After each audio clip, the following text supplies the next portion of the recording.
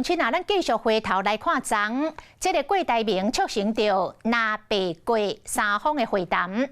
侯友宜本来是伫马英九的办公室咧等挂问题甲郭台铭，但是对方坚持要伫咧君悦饭店来见面。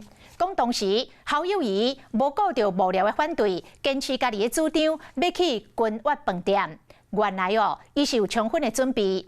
这个侯友宜一到饭店，先是无爱去会议室，坚持要伫咧镜头前公开来会谈。而得到郭文泰的同意了后，甲郭文泰传互伊的简讯念出来。简讯的内容是：郭台铭需要找一个理由来退选。讲昨这个侯友宜强硬态度，互国民党的基层大声话好。不晓得柯主席，你是否同意我把简讯念出来？侯友宜这句问对了后，现场的会友味就真重。如果 credit 要给郭董，直接在他家也可以，不然找一个饭店都可以。我需要找一个理由退选，他需要找一个理由退选，所以他是指郭董事长。侯友宜将郭文泰传互伊的简讯全部伫镜头前念出来，郭文泰是愈听愈爱叫，表情沉重。我要跟侯市长讲虽然我是同意的但是把私人之间的简讯拿出来念通常这个是名嘴跟侧翼在做的事，不是总统要做的事。再来这个不能这样说，我是经过你的同意才念。我同意，没有错。对你也可以不同意啊。但我同意啊，但是你也可以不同意啊。你不要打断我的话。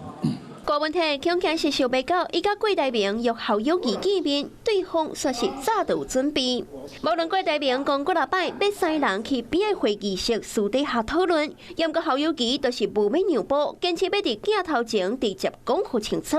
和进前想要拿白合时温柔的态度无同，这摆侯友宜的姿态真无共款。我跟郭董讲，我们3个人的见面一定是公开透明，而且是一个公正、可供大家来检视的。时间把去到昨早起，侯友宜甲马英九都伫马班内底苦等对方，毋过挂过无要来，等到坚持侯友宜爱去君悦饭店见面。未少的幕僚可劝伊莫去，毋过侯友宜独排众议，也是有去饭店。结果伫会谈顶早就准备，强硬态度也提升拿赢基层的士气。看到昨天侯市长是硬起来了，在侯市长昨天我们看到很多网络的短影音，强调侯市长讲出来了，郭传给他的简讯是等于是鸿门宴。拿白袂合，侯友宜强硬态度，敢若嘛是宣告要将拿赢基层叫到倒来。